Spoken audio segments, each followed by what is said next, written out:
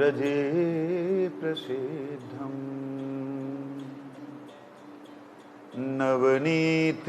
नवनीतचौरम् गोपाङ्गनानां चदुकुलचौरम्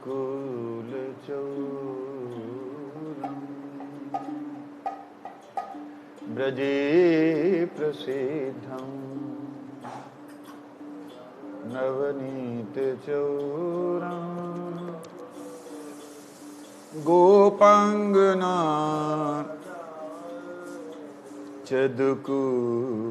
चदुकुलचौरम्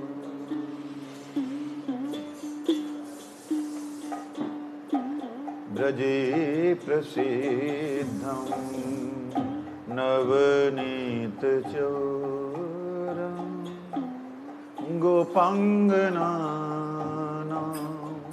चदुकुलचौरम् व्रजे प्रसिद्धं नवनीतचौरम् गोपाङ्गनानां चदुकुलचौरम् अनेक जन्मार्जित पाप चौरम् अनेक जन्मार्जित पाप चौरम् चौरगम्यं पुरुषं नमामि चौरगम्यं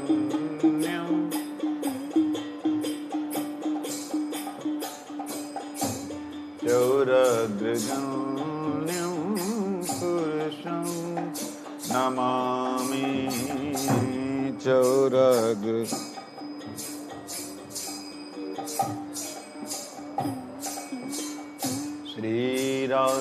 श्रीराधिकाय हृदस्य चौरं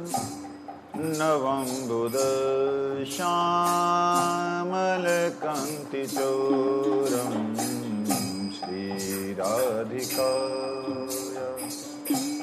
हृदस्य चौरं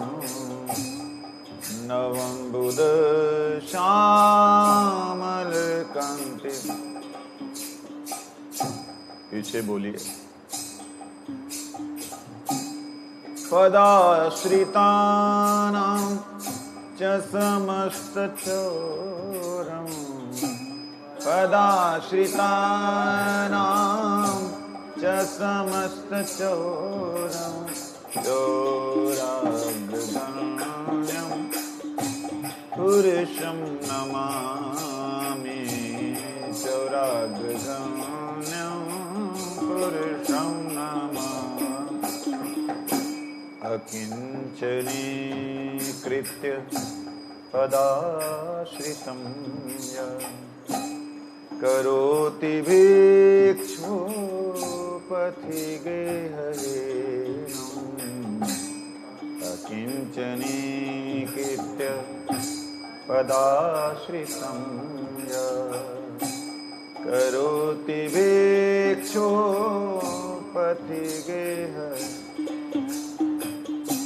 केनयप्यहो भीषणचौरयेद्रे केनयप्यहो भीषणचौरयेद्रे केनयप्यहो भीषणचौरयेद्रे केनयप्यहो भीषणचौरयेद्रे दृष्टश्रुतो वाना जगत्त्रयेति दृष्टश्रुतो वाना जगत्त्रयेति यदि यन्नामापि हरत्यशेषम् गिरिप्रसारानपि पापराशिम् यदि यन्नामापि हरत्यशेषम् गिरिप्रसारानपि पप औसर्जरूपो ननु चौरैद्रेकाशर्जरूपो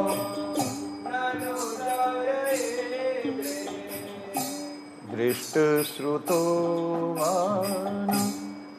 मया कदापि दृष्टश्रुतो वा मया कदापि धनं च मानं च तथेन्द्रियाणि प्राणं सहित्वा मम सर्वमेव धनं च मानं च तथेन्द्रियाणि प्राणं सहित्वा मम सर्व पलायसे कुत्र धृतो अद्य चोरा पलायसे कुत्र त्वं भक्ति नाम्नासि मया निरुद्ध त्वं भक्ति नाम्नासि मया निरुद्ध छिन्नसि घोरं यमपाशबन्धं छिन्नसि घोरं यमपाशबन्धं भिन्नसि भीमं भवपाशबन्धं भिन्नसि भीमं भवपाशबन्धं छिन्नसि सर्वस्य समस्तबन्धं छिन्नसि सर्वस्य नैवात्मनो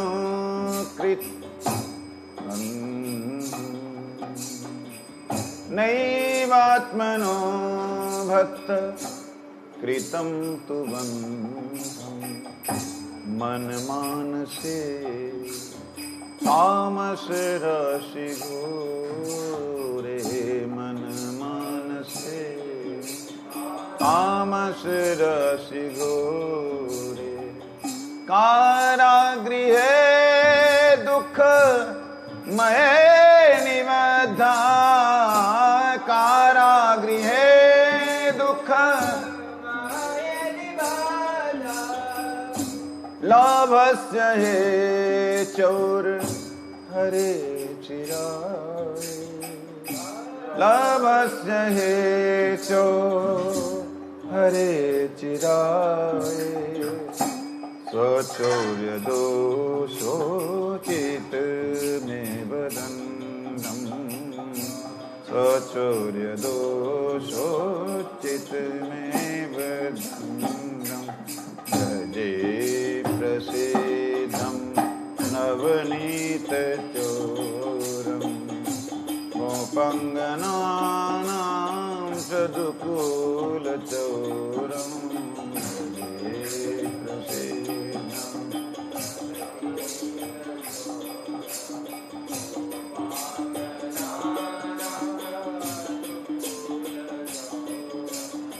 अनेक जन्मार्जित पाप जोरम अनेक जन्म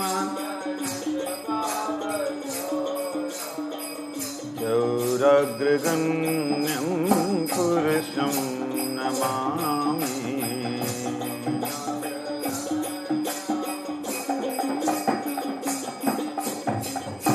कारागृहे वस सदा हृदये मदीये मदभक्ति पाश दृढ़बन्धन निश्चल कारागृहे वस सदा हृदये मदीये मदभक्ति पाश दृढ़बन्धन निश्चल त्वां कृष्ण हे प्रलय कोटिशतान्तरे त्वां कृष्ण हे प्रलये कोटिशतान्तरे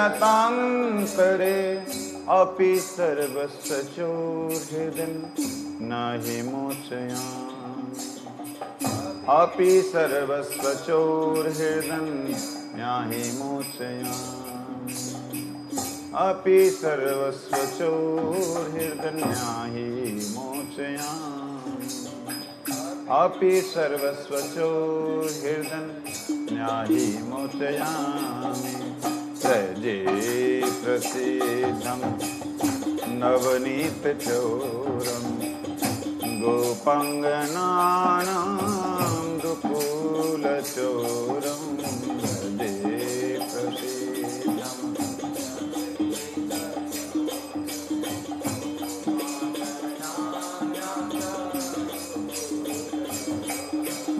अनेक जन्मार्जित पाप चोरम अनेक जन्मार चौराग्रगण्यं पुरुषं नमामि चौराग्र पुरुषं नमामि चौराग्रगण्यं पुरुषं नमामि चौराग्र पुरुषं नमामि।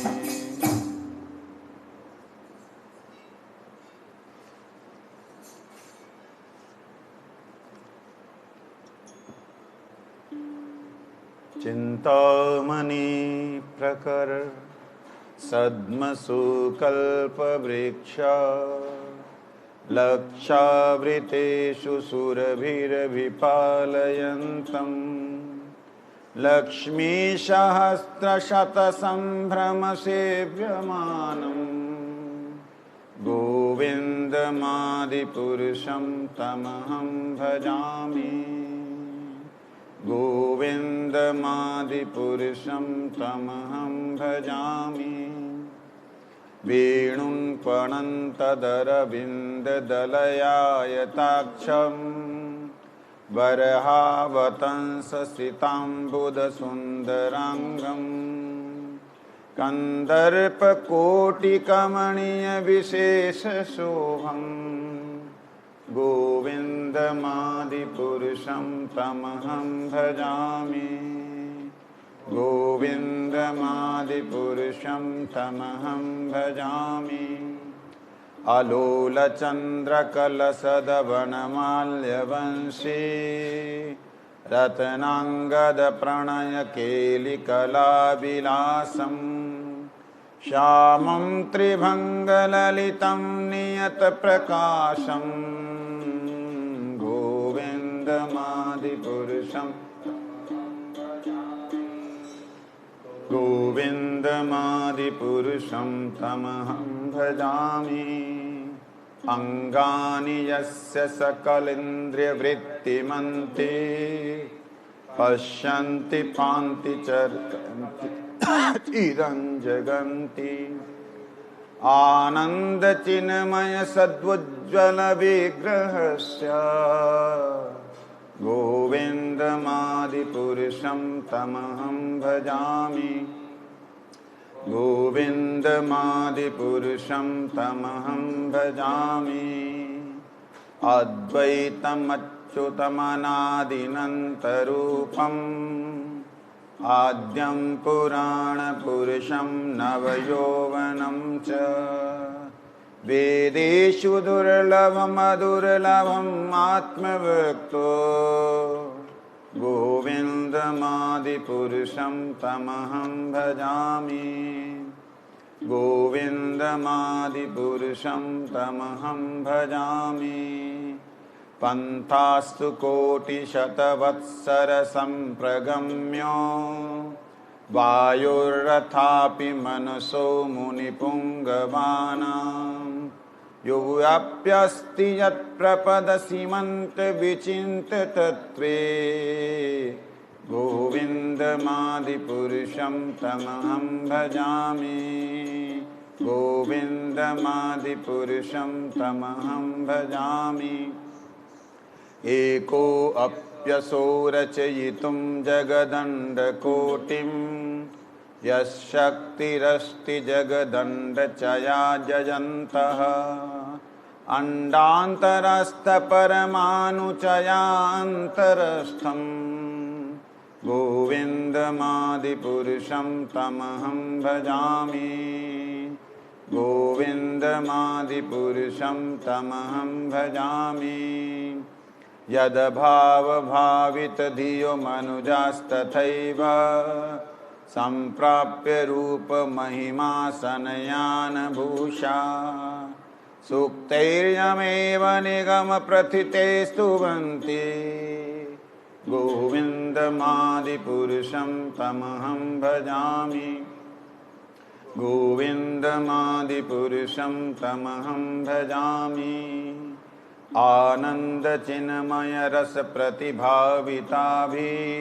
आनन्दचिन्मयरसप्रतिभाविताभीष्टाभिर्य एव निजरूपतया कलाभिः गौलोक एव निवसत्यखिलात्मभूतो गोविन्दमादिपुरुषं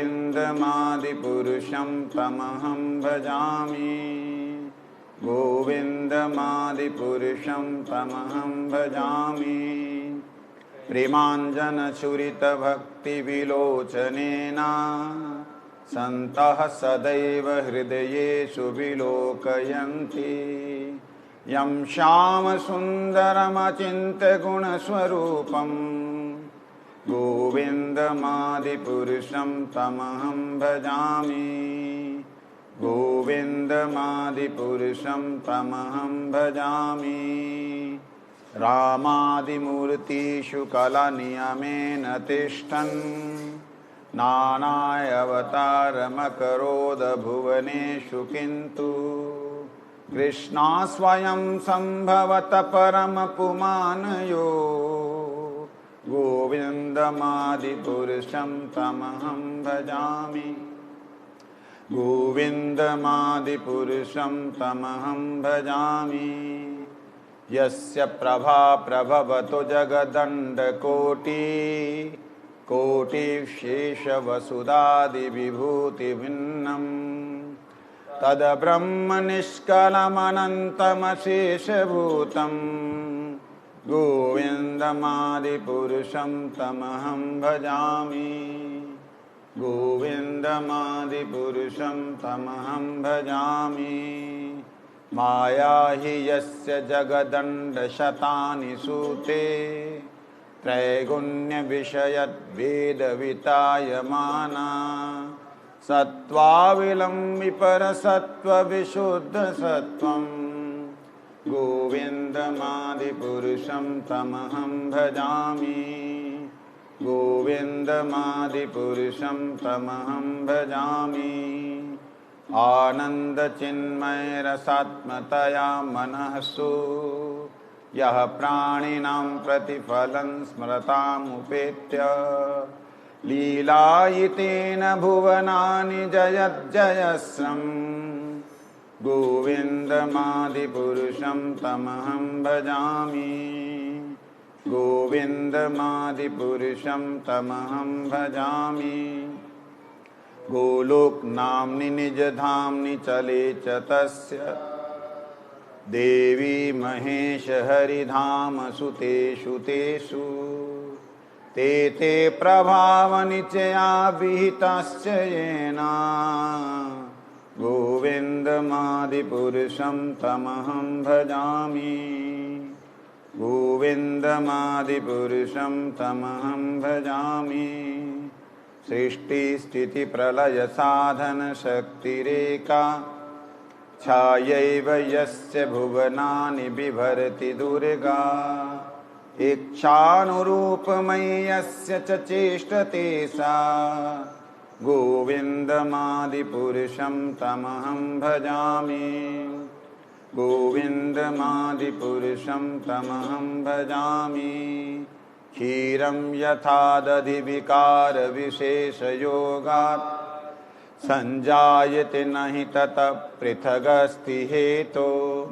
या शम्भुतामपि तथा समुपेति कार्यात् गोविन्दमादिपुरुषं तमहं भजामि गोविन्दमादिपुरुषं तमहं भजामि दीपार्चिरेव हि दशान्तरमभ्युपेत्य दीपायते विवृतहेतुसमानधर्मा यस्त्रादृगैव हि च विष्णुतया विभाति गोविन्दमादिपुरुषं तमहं भजामि गोविन्दमादिपुरुषं तमहं भजामि या कारणार्णवजले भजति स्म योगा निद्रामनन्तजगदण्डसरोमकूपा आधारशक्तिम् अवलम्ब्य परां स्वमूर्तिं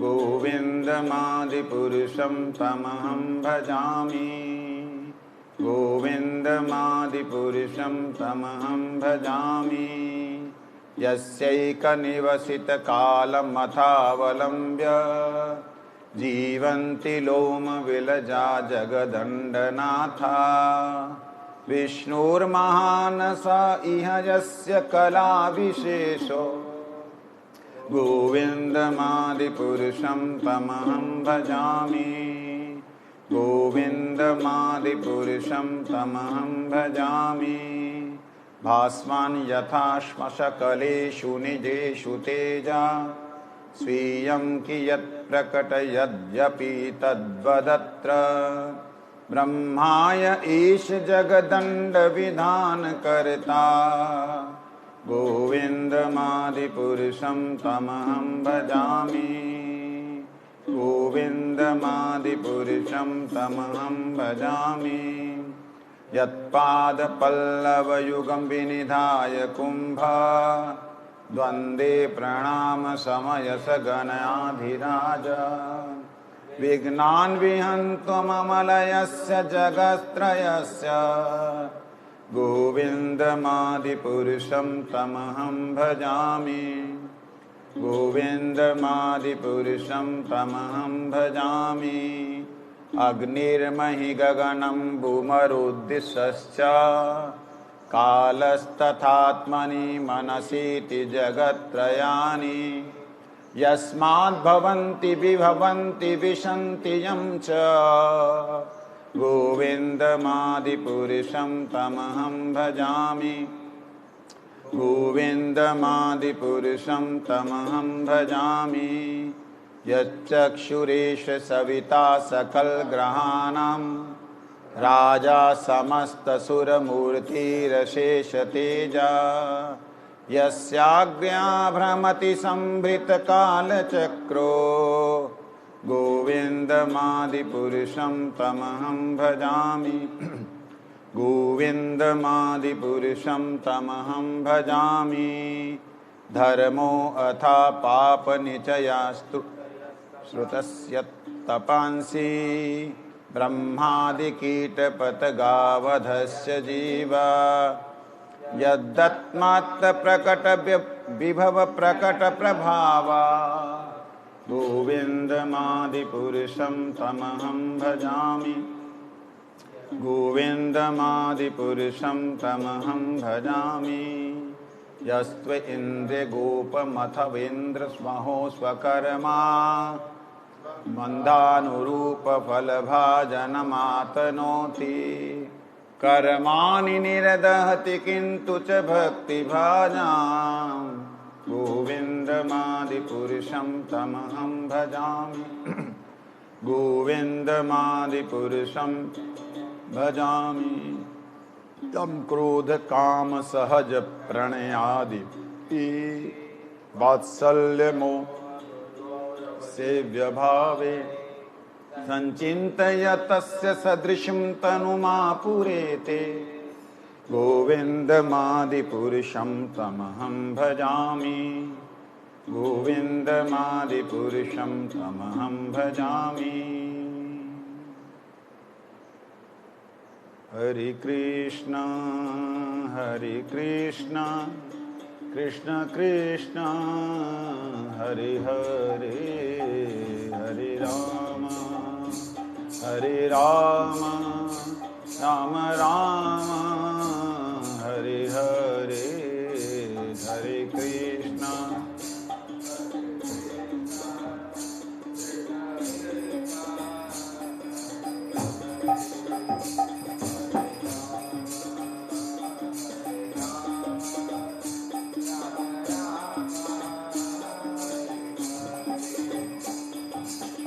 कृष्णा हरे कृष्णा कृष्ण कृष्ण हरे हरे हरे राम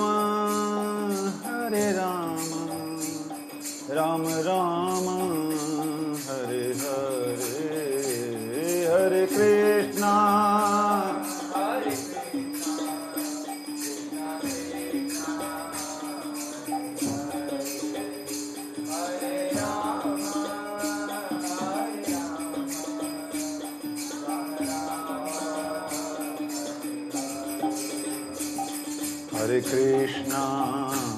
हरे कृष्णा कृष्ण कृष्ण हरे हरे हरे राम राम राम हरे हरे हरे कृष्णा कृष्ण कृष्ण हरे हरे हरे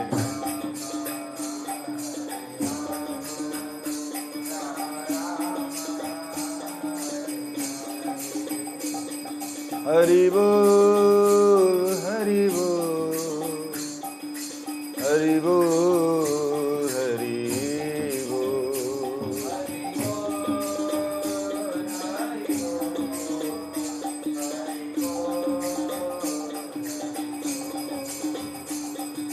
हरि बोल हरि बोल हरि बोल हरि बोल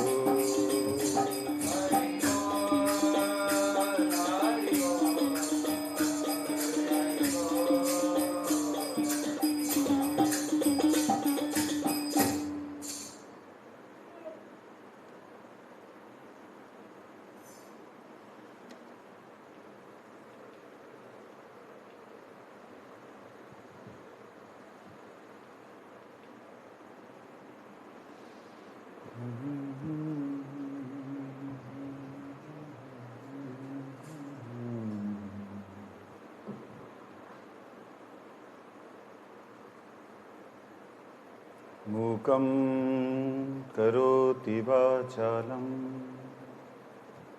पंगुं लंघयते गिरिं यत्कृपातमहं वन्दे श्रीगुरुं दीनतारिणं कृपया क्षमतां अपराधिजनम् कलुषायुतसक्तसुदीननरं सुपथे परिचालय सर्वदिनं प्रणमामि च माधवदेवपदम् वाञ्छाकल्पतरुभ्यश्च कृपा सिन्धुभ्यैव च पतितानां पावनेभ्यो वैष्णवेभ्यो नमो नमः। संकर्षण कारणवशायि गर्भोदिशायि च पयब्धिशायि शेषयस्य यस्यं सकलासनित्यानन्दख्य रामो शरणं ममस्तु। तप्त कांचन गौरांगी राधे वृंदावनेश्वरी वृषभानुसुते देवी प्रणमामि हरिप्रिये। हे कृष्ण करुणा सिंधु दीनबंधु जगतपते गोपेश गोपिका कांत राधा कांत नमोस्तुते। वृन्दायै तुलसीदेव्यै प्रियायै केशवस्य च कृष्णभक्तिप्रदे देवी सत्यवत्यै नमो नमः। श्रीकृष्ण चैतन्य प्रभु नित्यानंद श्री अद्वैत गदाधर श्रीवासादि गौर भक्तवृंद। हरे कृष्ण कृष्ण कृष्ण हरे हरे, हरे राम राम राम हरे हरे। भूमुस्वखलितपादानां भूमिरेव अवलम्बनम् त्वय्यजातयपराधानां त्वमैव शरणं प्रभु, त्वमैव शरणं प्रभु, त्वमैव शरणं प्रभु।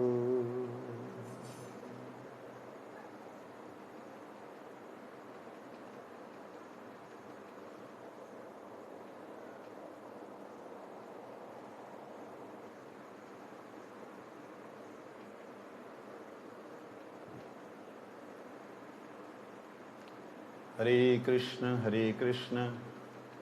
कृष्ण कृष्ण हरे हरे, हरे राम राम राम हरे हरे।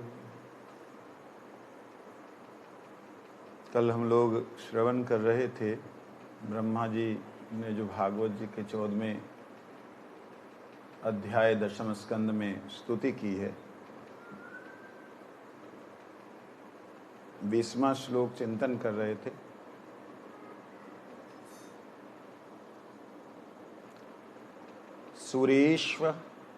सुरेश वृषिश वीश तथैव नृषवपि तिर्यक्षु यादस्सस्वपि तेजनस्य जन्मासतां दुर्मद निग्रहाय प्रभु विधात सद अनुग्रहाय च। क्या कहते हैं? हे प्रभु, हे विधाता, वास्तव में उन दुरात्मा लोगों के लिए आप अनेक विध रूप धारण करते हैं, जो जीव और परमेश्वर के पार्थक्य को नहीं जानता। उन पर भी निरुपाधिक करुणा करने के लिए आप अवतीर्ण होते हैं। केवल इतना ही नहीं, आप अवतीर्ण होकर ऐसी ऐसी लीलाएं करते हैं जिनके श्रवण मात्र से अपने आप ही भक्ति का उदय हो उठता है। उन भक्ति प्राप्त सत्पुरुषों के संतोष के लिए आप उन पर अनुग्रह करते हैं, अर्थात आप उन्हें अपना सच्चिदानंद स्वरूप अनुभव कराते हैं। यही आपके अवतार का कारण है। किंतु इस रहस्य को ज्ञान मदांध पुरुष ना जानकर आपको ही माया उपाधि युक्त मान लेते हैं। मतलब भगवान इस जगत में जब आते हैं, ऐसी ऐसी लीलाएं करते हैं कि 6 दिन की पूतना मार डाले। बिल्कुल बालपन में ही ठाकुर जी ने अति दिव्य लीलाएं की, खंबे से प्रकट होकर के हिरण्यकश्यप को मार दिया। तब भी जो दुर्निग्रह व्यक्ति हैं, दुरात्मा लोग हैं, वो लोग आपके रहस्य को नहीं जान पाते। वो फिर भी यही बोलते हैं कि ये तो बस ठीक है, माया ही कही है। मतलब मूल में कोई कारण, कोई स्वरूप नहीं है, ऐसा ही मानते हैं। कहते हैं वस्तुतः परब्रह्म श्री कृष्ण की इच्छा से उनका ही स्वांशभूत आद्य अवतार कारणवशायी प्रथम पुरुष आविर्भूत होता है। अतः आपने दूसरे रूप गर्भोदकशायी द्वितीय पुरुष के गुणावतारों को प्रकटित करता है। सृष्टि उत्पत्ति करने के लिए रजोगुण से ब्रह्मा को तथा अंत में संहार के लिए तमोगुण रुद्र को प्रकटित करता है। सृष्टि की स्थिति और पालन के लिए वे अपने एक अंश को क्षीरसागर विष्णु के रूप से सत्वगुण के अधिष्ठाता के रूप में आविर्भूत होता है। परब्रह्म स्वयं भगवान श्री कृष्ण का माइक सृष्टि कार्य से सीधा सीधा कोई भी संपर्क तक नहीं रहता, ना ही वे कभी माया उपाधि युक्त होते हैं। मतलब भगवान का सीधा सीधा जो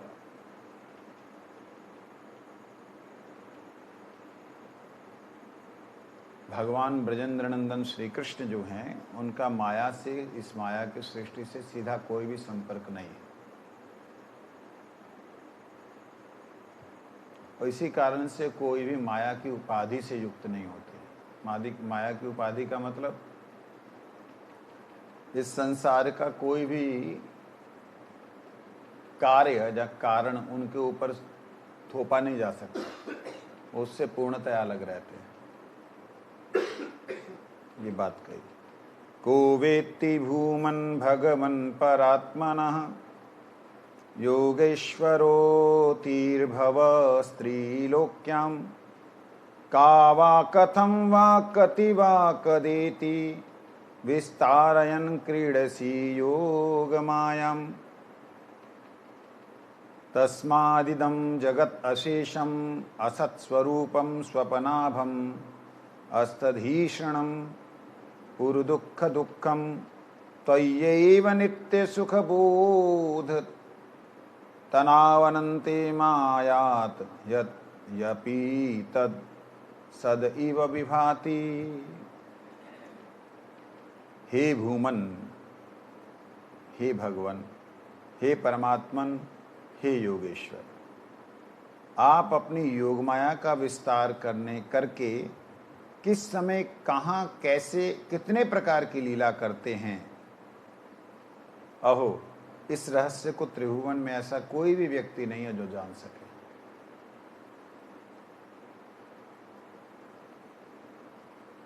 यह समस्त जगत सत्य होते हुए भी नाशवान है, स्वप्न की भांति क्षणभंगुर या अल्पकालिक है। ज्ञान शून्य तथा परम सुखदाता, ज्ञान शून्य तथा परम दुखदाता है संसार। आप सच्चिदानंद स्वरूप हैं, अनंत हैं। आपकी अनंत अचिंत शक्ति से इसकी उत्पत्ति होती है और विनाश भी हो जाता है, तथापि ये सत्य की भांति परिदृश्यमान है। इसकी उत्पत्ति हुई, स्थिति हुई, नाश हो जाता है, फिर भी दिखता कैसे है? सत्य दिखता है। ऐसा नहीं दिखता कि अनित्य नहीं दिखता है, लगता नहीं सही है। पहले भी हमारे पूर्वज थे, आज हमें, कल और होंगे, तो मतलब ये नित्य दिखलाई दे रहा है। जीव गोस्वामी जी इसके विषय में क्या कहते हैं? श्री जीव विश्व कृपानुगा टीका।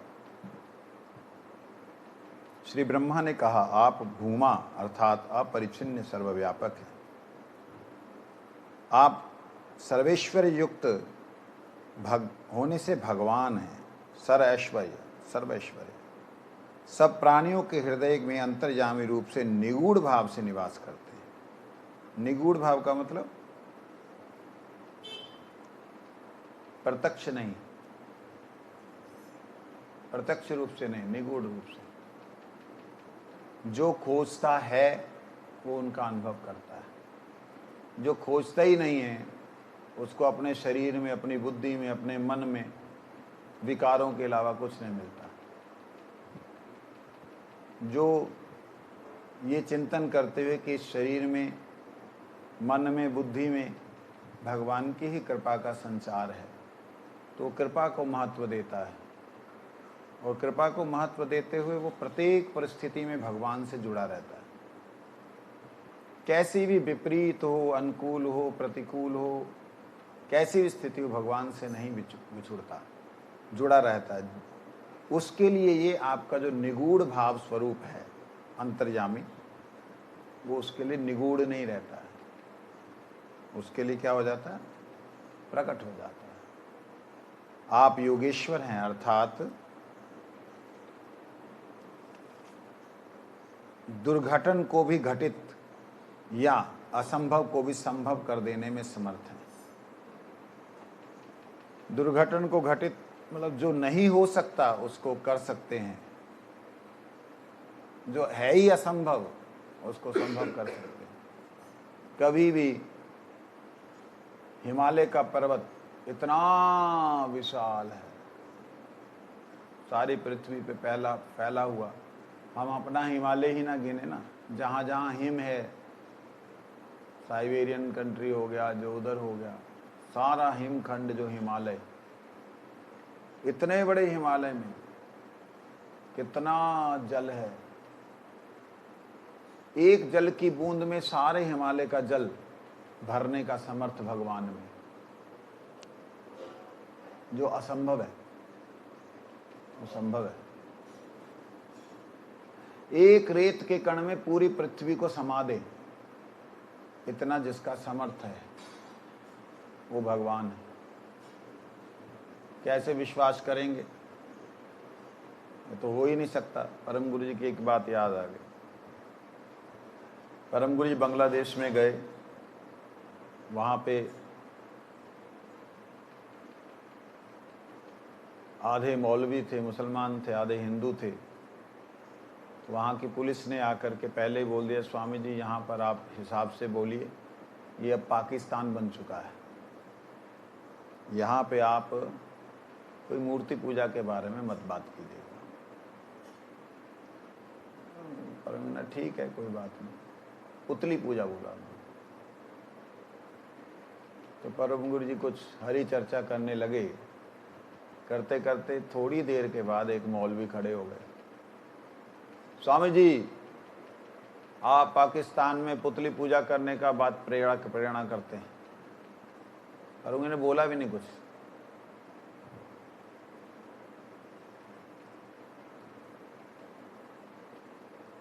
परम गुरु जी क्या बोलेंगे?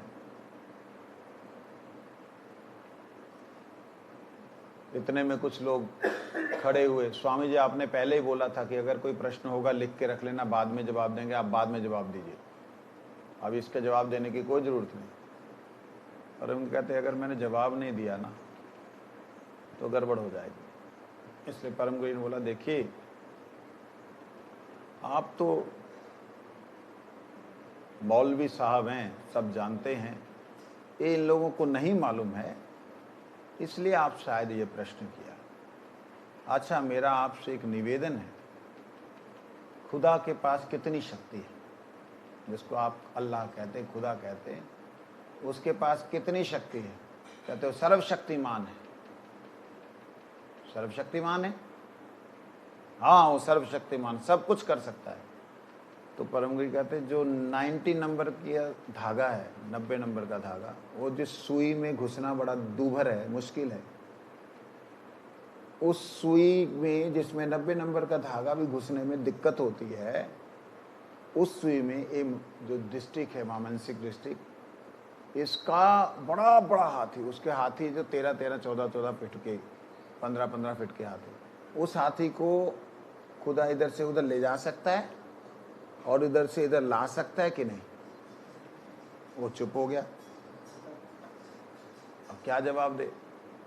नहीं आप बताइए, आप तो सर्वशक्तिमान बोला, वो सुई के भीतर से आपका उसको ला सकता है, ले जा सकता है कि नहीं? और चुप। तब परम गुरु जी बोले, आपका खुदा का कितना शक्ति हम नहीं जानते, लेकिन हम जिसे भगवान कहते हैं, जिसे सर्वशक्तिमान कहते हैं, वो इस सुई का नोक में एक के ऊपर एक हाथी, 10 हाथी खड़ा करके इधर से उधर ला सकता है। ये उसका समर्थ है। अगर उनको हम सर्वशक्तिमान कह दिया तो हम ये नहीं कह सकते कि वो ये कर सकते हैं, ये नहीं कर सकते। जब वो सब कुछ कर सकते हैं तो वो सब जगह आ सकते हैं, यहाँ नहीं आ सकते, वहाँ नहीं आ सकते, ऐसा हम नहीं बोल सकते। वो चुप करके नीचे बैठ गए। हम उसकी शक्ति को बांध कैसे सकते हैं कि नहीं इतना बड़ा है, यहाँ नहीं आ सकता, वो आ सकता है। ये बात यहाँ कह रहे हैं, असंभव को भी संभव कर देने में आप समर्थ हैं। अतएव आपको दुर्गेयत्व श्रेष्ठ से भी श्रेष्ठतर हैं। दुर्गेयत्व क्या होता है? जिसको जाना नहीं जा सकता, ऐसा दुर्गेय। कहते वो दुर्गेय का जो मूल है ना, उससे भी श्रेष्ठ से श्रेष्ठतर हैं। मतलब आपको कोई जान ही नहीं सकता, कोई नहीं जान सकता। ब्रह्मा जी बोल रहे हैं, जब ब्रह्मा जी ना जान सके, हम और आप क्या जान लेंगे? यही बात शिव जी बोल रहे हैं कि प्रभु आपके सामर्थ्य को आपको कोई नहीं जान सकता। कहते आपकी योग माया सच्चिदानंद विलास रूपा शक्ति विशेष है। आपकी योग माया सच्चिदानंद विलास रूपा शक्ति विशेष है।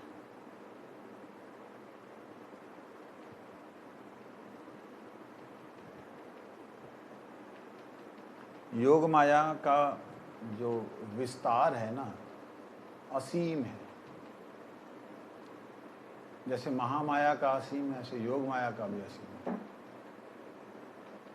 लेकिन योग माया का जो कार्य है वो है सच्चिदानंद विलास। उसका जो भी कार्य होगा वो हमेशा के लिए होगा, ज्ञानमय होगा और आनंदमय होगा। ये है। उसको जब आप विस्तारित करते हैं तब आपकी यहाँ महाऐश्वर्यमयी जन्मादि लीलाएं प्रकटित होती हैं। जब आप उसका विस्तार करते हो उस योग माया का, तब आप इस जगत में लीला करते हो प्रकट की। एक स्थान पर नहीं, वे त्रिलोक में भी प्रकटित होती हैं। किस समय, कहाँ, कौन सी लीला, कैसी विचित्रता के साथ में आपकी योग माया संगठित कर रही है, उसे कौन जान सकता है?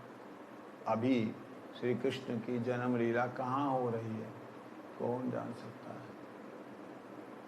इसलिए आप जैसे अनंत है, उसी प्रकार आपकी लीलाएं भी अनंत हैं।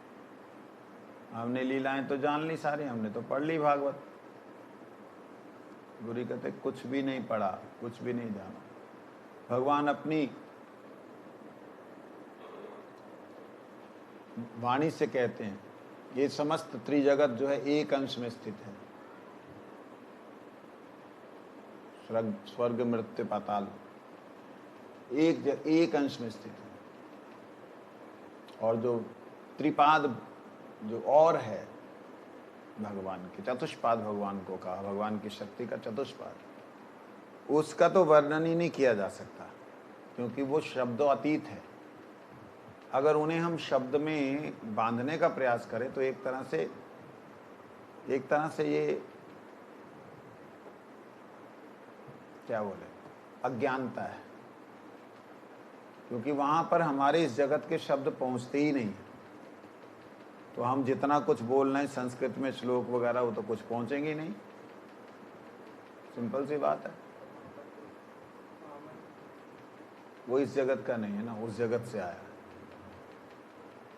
इसीलिए हे प्रभु, आप कृपा करके उस जगत से जब अवतीर्ण होते हैं तो इस जगत में अपने नामों को प्रकटित करते हैं। ये है।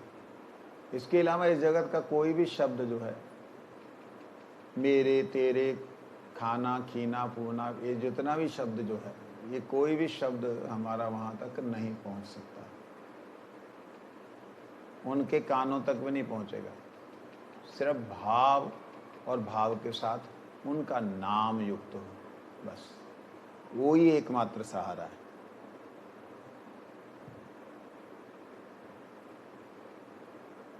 असंख्य जीवों को उनके कर्म भोग की सुविधा के लिए आप उन्हें प्राकृत शरीर या भोगातयन प्रदान करते हैं।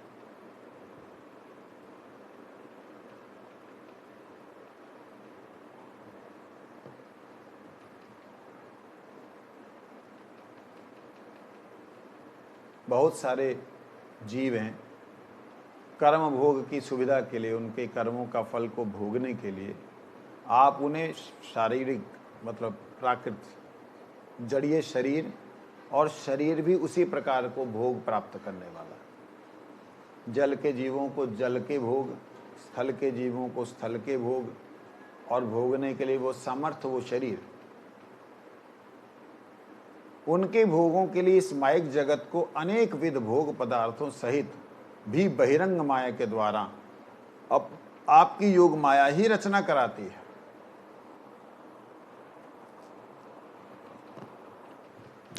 उनके भोगों के लिए इस माइक जगत को, माया के जगत को अनेक विध भोग पदार्थों सहित उनकी जो बहिरंग माया कौन सी? महामाया। महामाया के द्वारा योग माया ही रचना कराती है। माया तो जड़ है, उसमें आपकी चिन्मयी स्वरूपा योग माया जड़ सृष्टि रचना की शक्ति या योग्यता संचार करती है। मतलब योग माया ही जड़ में चेतनता को प्रवेश कराती है। कैसे समझेंगे इसको टेक्निकली? जैसे मेरी आत्मा इस शरीर को चेतनवत करके रखी हुई है, जैसे ही मैं इस शरीर से निकलूंगा ये सारा शरीर जड़ होने लगेगा, क्रियाहीन हो जाएगा, आपस में जो इसके जीव हैं वो लड़ मर करके खत्म हो जाएंगे, है ना। इसी प्रकार से जो योग माया है इस जगत में जो सृष्टि का कार्य महामाया के द्वारा कराती, जो कि महामाया जड़ स्वरूप है, कराती है, तो कहते हैं योग्यता संचार करती है, करने की योग्यता संचार।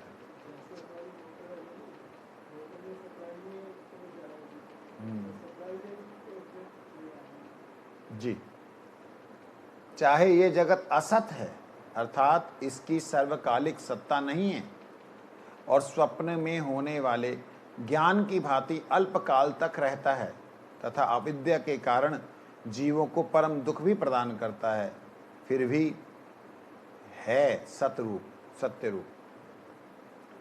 ये स्वप्न की तरह दिखने वाला जगत सत्य है जहां सत्य है।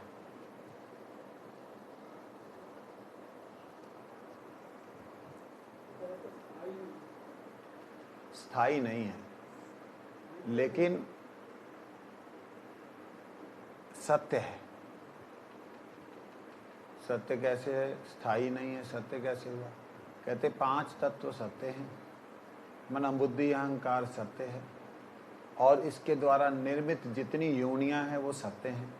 योनियों में आने जाने बदलने वाले जीव वो टाइम बीइंग के लिए आते हैं। जगत अपनी जगह स्थिर है। श्री ब्रह्मा जी ने कहा जगत की सत्यता प्रतीति मात्र नहीं है। ये ऐसा नहीं कि हाँ सत्य है प्रतीति मान, ऐसा नहीं है। श्रुतियां कहती हैं सत्यम जिसकी अविद्या नष्ट हो जाती है। ये बड़ा एक लाइन जो इसमें दी है बड़ी दिव्य दी है, जिसकी अज्ञानता दूर हो जाती है। क्या अज्ञानता? जब वो शरीर और शरीर की क्रियाओं को देखता है और उन्हीं क्रियाओं को सत्य मानता है, नित्य मानता है, उस व्यक्ति का जो ज्ञान है वो ज्ञान क्या है?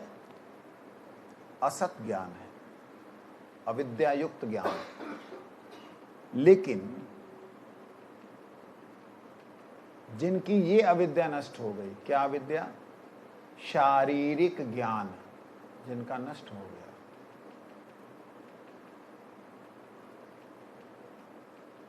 वो इस संपूर्ण जगत के अंदर चैतन्य तत्व को देख पाता है।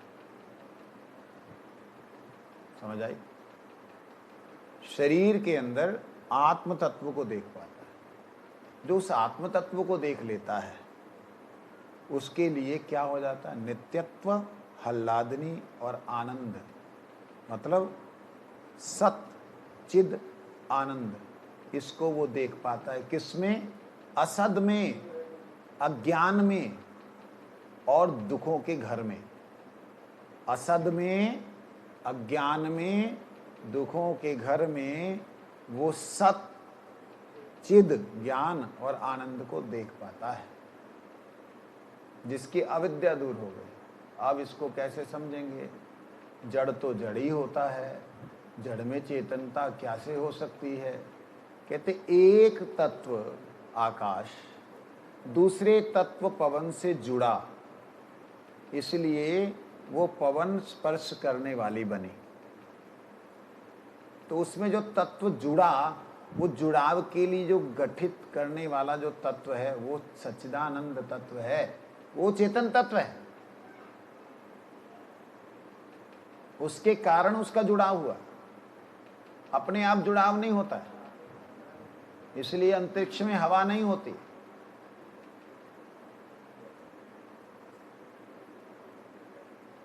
हवा नहीं होती वहां, वैक्यूम है। परंतु उसमें हवा का संचार जिसके कारण से हुआ वो तत्व नित्य है। और हवा आकाश इनका अच्छे ढंग से जब मिश्रण हुआ तो अग्नि जल गई। मतलब तीसरे तत्व के साथ में वो पहला जो था उसका जुड़ाव हुआ उस सत का। तो वो जड़ में भी चेतन को देख पाता है। ये बात कई लोगों को जो सुन रहे हैं इस वक्त लाइव, उनको समझ नहीं आ रही होगी। जो आप सुन रहे हैं, आप लोगों की समझ में शायद थोड़ी सी आ रही होगी। मतलब प्रत्येक 5 तत्व भी जो हैं, जैसे हम टोटली माया प्रकृति जड़ कहते हैं। पृथ्वी को जड़ कहा गया है, जल को जड़ कहा गया है, अग्नि को जड़ कहा गया है, पंचमहाभूत कहा गया।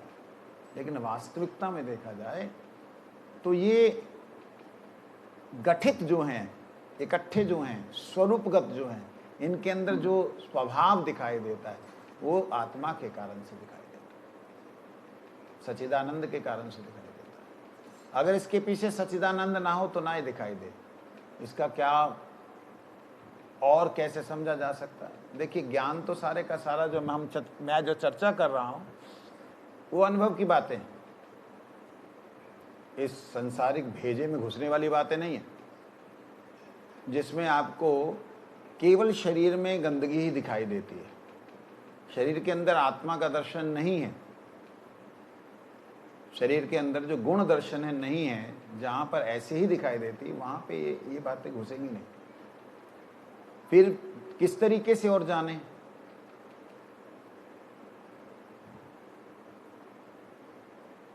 आत्मा अजर अमर नित्य अविनाशी है, ये बात तो हजारों लाखों बार सुन चुके। आत्मा को इस संसार में कोई भी बंधन बांध के नहीं रख सकता, अगर आत्मा ना चाहे तो नहीं रख सकता। और जिसने ये सोच लिया कि मेरे को इस बंधन में कोई भी नहीं रख सकता, मैं किसी भी बंधन में नहीं हूं, उसे कोई बांध नहीं सकता, चाहे जितने भी कर्मों का पिटारा क्यों ना पड़ा हुआ हो, बांध नहीं सकता उसको। क्यों? केवल मात्र उसको ये बात का पूर्ण आभास, पूर्ण अनुभव होना चाहिए कि मैं मुक्त हूं, मुझे कहीं भी कोई भी संबंध, कोई भी प्रेम, कोई भी आलाप, कोई भी क्रिया मुझे बांध नहीं सकती। इस भाव में जो भावित और प्रतिष्ठित हो जाता है, भाव में भावित होना अलग बात है, प्रतिष्ठित हो जाता है, उसके लिए ये बतला रहे हैं, सारे का सारा चिन्मय दिखता है। उसको कोई बद्ध जीव, बड़ा फंसा हुआ, बड़ा ही बेकार, बड़ी गंदी स्थिति में पड़ा हुआ जीव भी उसे ऐसा दिखता कि ये निकल जाएगा, इसमें है चांसेस, वो देख पाता है। वो उसमें उसकी आनंद की सत्ता, उसमें उसके ज्ञान की सत्ता, उसमें उसको सत्य की सत्ता को देखने के कारण वो उसे जब समझाता है तो सीधा उसकी आत्मा पे अटैक होता है। ऐसा व्यक्ति मिलना इस संसार में दुर्लभ है, जो इस भाव में भावित हो चुका है। किस भाव में? सच्चिदानंद के भाव में। इस भाव में ये सारा जगत जो है ये उस चेतन तत्व के कारण ही धारित है, टिका हुआ है, जगा हुआ है। इसमें स्थित होना ये पढ़ के नहीं होता, ये पढ़ाई में लिखा भी नहीं हुआ ऐसा, ये अनुभव होने से होता है। आप पतित से पतित व्यक्ति के अंदर भी भक्ति खोज सकते हो, देख सकते हो, अगर आपके नेत्र भक्ति में है। आप उत्तम से उत्तम भगवत पार्षद में भी नहीं देख सकते, भगवान में भी नहीं देख सकते भगवत्ता। जैसे शिशुपाल नहीं देख सकते। बहुत सारे कृष्ण को तो आज भी लोग गालियां देते। हाँ, राम जी को नहीं लोगों ने छोड़ा। आज भी जितने भी विपरीत धर्म वाले हैं, हमारे विरुद्ध धर्म वाले जो हैं, उन्हें मनुष्य मानते हैं। आदम को खुदा मत कहो, आदम खुदा नहीं, खुदा के नूर से आदम जुदा नहीं। जिनका जन्म हुआ है वो आदम है, आदम हब्बा से आए, ऐसा बोलते हैं। वो खुदा नहीं हो सकते। लेकिन जिसकी दृष्टि में आत्मा का अनुभव होने लगा, वो प्रत्येक तत्व में आत्मा का दर्शन कर सकता है। वो गंदी से गंदी परिस्थिति में भी भगवान के बीच में रह सकता है। अभी आया था ना, उस दिन श्लोक पढ़ रहे थे हम लोग, जो उसके लिए कोई परिस्थिति ऐसी नहीं है जो परिस्थिति उसके लिए अशुभ हो, अमंगलकारी। ऐसी स्थिति, ये तो काल्पनिक नहीं है कि आप सुन लिया, आपने समझ लिया तो आप बन गए, ऐसा नहीं है। ये एक स्थिति की बात है, अनुभव की बात है। वंशा कल्पतरुभ्यश्च कृपा सिन्धुभ्यो च पतितानां पावनेभ्यो वैष्णवेभ्यो नमः। चलो ये श्लोक पूरा कर देते हैं, जब तक दीपक लगाएंगे। ब्रह्मा जी ने कहा, श्रुतियां कहती हैं कि जो लोग सत्यम है ए वेदम, वेद वचन है, सत्यम है वेदम विश्वम असृजतः, इस जगत का सत्य स्वरूप ही सृजन हुआ है, अर्थात अविद्या जिनकी नष्ट हो जाती है, उन्हें यह जगत स्वरूप शक्ति त्रयात्मक अनुभव होता है। संधिनी से नित्यत्व, आह्लादनी से सुख, संवित से ज्ञानत्व या चेतनामय रूप का अनुभव होता है। विशेषतः यह जगत, इस जगत के आप सत्य स्वरूप अधिष्ठान और कारण हैं। आपकी लीला भूमि होने से यह सत्य स्वरूप है। सर्वकालिक अवस्थित न रहने पर भी आप सत्य स्वरूप होने के कारण, संबंध रहने के कारण ये सत्य है। ये नई चीज है। आप सत्य हैं तो आपके संबंध से उसकी आपकी छाया भी सत्य है। भगवान की छाया कैसे पड़ सकती है? भगवान तो चारों तरफ से प्रकाशमान है। जवाब देना। अंशा